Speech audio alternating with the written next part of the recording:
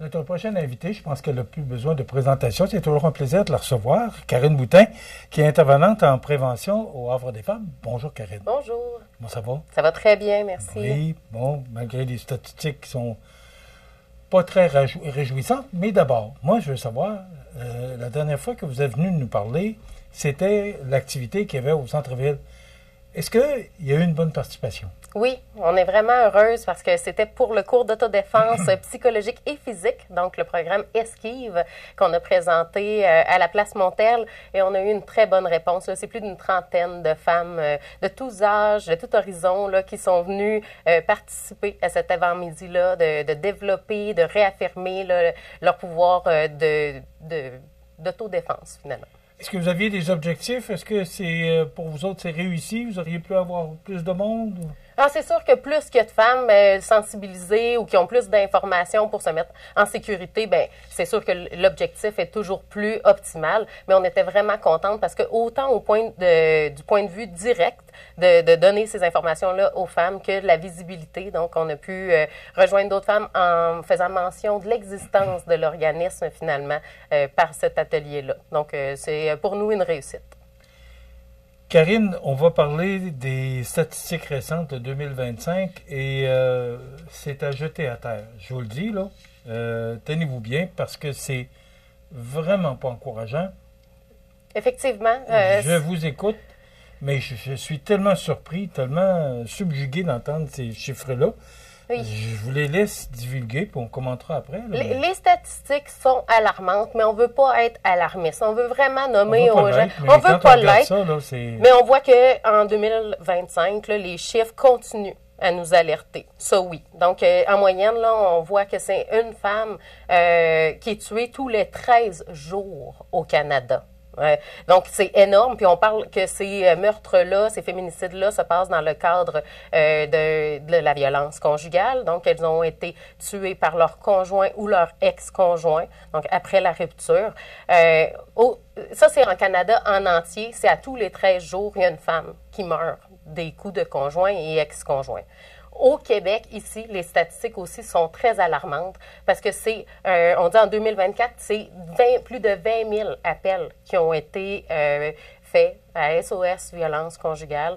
Et il y a une grande majorité de ces appels-là que les services n'ont pas pu être donnés, que ce soit par manque de place dans les maisons d'aide et d'hébergement, que ce soit par une liste longue d'attente pour avoir des services, que ce soit à l'externe, les services jeunesse. Donc, on voit vraiment que du côté des statistiques, le besoin est grand au Québec, au Canada. Donc, on doit arriver comme société à offrir les services que les femmes et les enfants ont besoin dans ces contextes-là. Bon, quand on regarde et qu'on entend ça, on se dit, oui, qu'est-ce qu'on fait? Oui, Karine Boutin vient nous en parler, comme d'autres intervenantes comme vous, là, partout au Québec, mais ça ne suffit pas. Non, bien, ça ne suffit pas. Il faut en parler. D'une part, oui, que ça existe. Mais est-ce que vous avez les moyens financiers? Bon, on sait qu'on a une maison pour accueillir ces femmes-là, pas sur le sud, parce que je sais qu'il y en a plusieurs sur le territoire. Oui.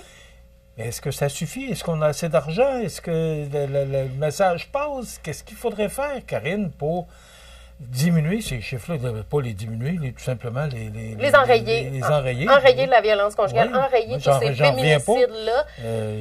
Oui, il y a des actions qu'on peut poser, puis Michel, on a tout un rôle à jouer là-dedans pour arriver à une société qui n'acceptera plus la violence. Et pour ça, là, c'est oui dans des actions concrètes comme un financement adéquat pour les ressources d'aide. Mais est-ce que c'est le cas? Non, malheureusement, à l'heure où on se parle... Je suis tellement surpris de ce que vous me répondez, là. J'imagine, là, parce que les gouvernements, les deux sont en coupure, alors j'imagine qu'il n'y a pas assez d'argent qui entre. Vous avez des activités de financement, mais ça ne suffit pas. Et voilà. Alors, c'est ce qu'on comprend, puis... Pas d'argent, mais pas de moyens. Ça devient plus difficile, sauf qu'il y a des choses qu'on peut faire qui sont vraiment à moindre coût, puis c'est tout au niveau de l'éducation, du partage d'informations, de l'ouverture d'esprit. Parce que des fois, on se dit, ben si moi, ça m'arrive pas, je vois pas pourquoi ça arriverait aux autres. Hein? Des fois, on peut avoir cette fermeture d'esprit-là. Donc, quand on arrive à avoir une ouverture, dire, ben c'est possible que des gens que je connaisse vivent cette problématique-là et peut-être qu'ils vivent la violence, mais pas de la manière que moi, je me l'imagine. Donc, encore là, c'est là dans l'éducation de la société où on va avoir un regard plus aiguisé sur c'est quoi la violence. Donc, c'est là qu'on arrive avec le terme contrôle coercitif. Donc, dans la violence conjugale, on est habitué de répertorier qu'est-ce qui est de la violence physique ou de la violence psychologique, hein, tout ce qui est la manipulation, l'humiliation, l'isolement social. Mais en plus de ça, il peut y avoir tout ce qui ne fait pas de bruit. Toutes les stratégies de contrôle et de privation de liberté qui sont mises de manière volontaire dans une relation, mais qui ne crient pas, qui ne lancent pas d'assiette contre le mur, qui ne donnent pas de coups. Donc, c'est là que ça devient encore plus difficile à repérer la violence dans les relations amoureuses. Et dans les statistiques, hein, au nombre de femmes qui sont décédées l'année dernière, l'autre année d'avant, en fait, au Québec, les statistiques ne sont pas peu réjouissantes. Et voilà, on voit même une augmentation. Depuis le début de l'année, il y a quand même beaucoup de décès. On est déjà à 10. 6? Hein? Okay. 10. Depuis le mois de janvier. Depuis le mois de janvier. Épouvantable. C'est épouvantable. Et dans ces cas-là, ce ne sont pas toutes les femmes qui avaient déjà vécu la violence physique avant l'attentat à sa vie. C'est pour ça que, comme société, on doit s'éduquer à repérer les éléments de dangerosité dans une relation amoureuse, que oui, parfois vont être repérés par la violence physique, puis parfois, si elle n'a pas lieu, bien, il va falloir utiliser les autres stratégies, vraiment détecter c'est quoi la violence conjugale en 2025 parce qu'elle a changé de couleur, elle a changé de stratégie.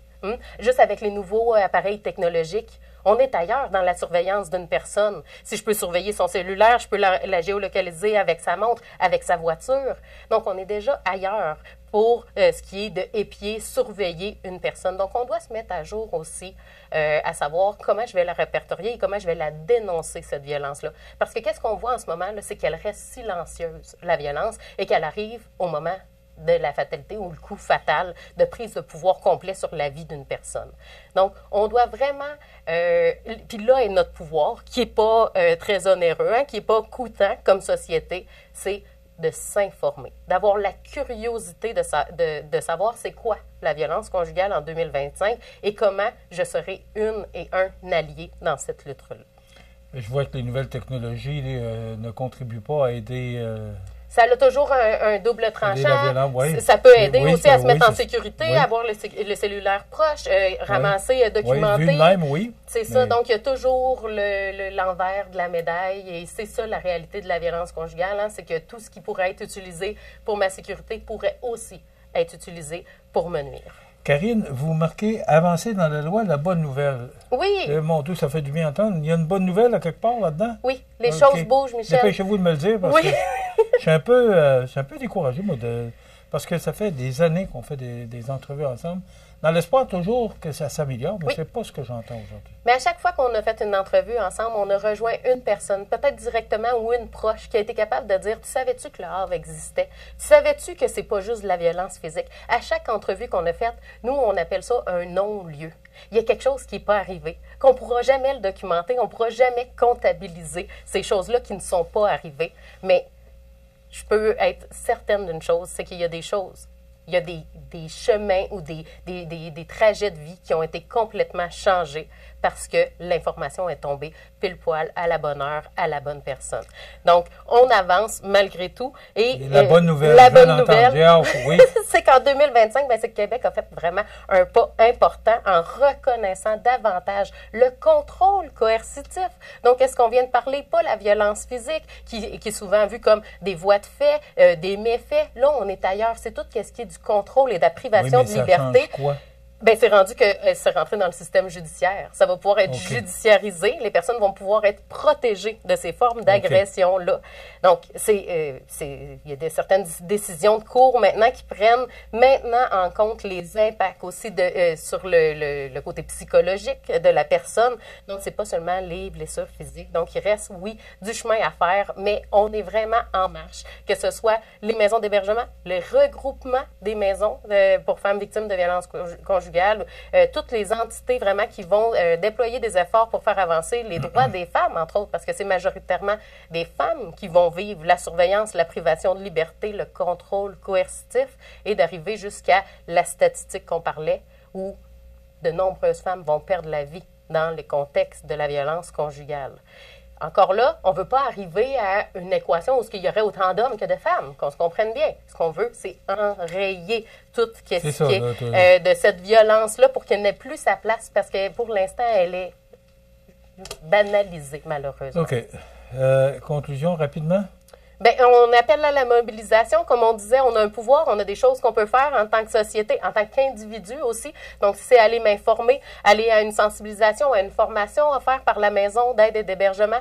Mon milieu de travail, je peux décider qu'ils deviennent alliés contre la violence conjugale parce que ça se passe aussi dans nos milieux de travail. Donc, on invite vraiment les gens à participer à ce mouvement social-là d'enrayer la violence envers les femmes, prendre contact avec les ressources, s'abonner à notre page Facebook. Toutes les petites actions, finalement, peuvent être porteurs, hein, parce que nous, souvent, on dit on est jardinière, on plante des graines, puis il y en a qui vont pousser. C'est vraiment comme ça l'éducation qu'elle doit se faire, de manière à respecter le rythme des personnes aussi, mais tout en imposant un changement social, dans un changement de mentalité pour un mieux-être pour les gens. Une femme sur par 13 jours meurt au Canada de violence conjugale. Oui. C'est incroyable. Oui. Merci, Karine. Merci à vous. Karine Boutin, qui est intervenante en prévention au Havre des femmes. Voilà, ça complète.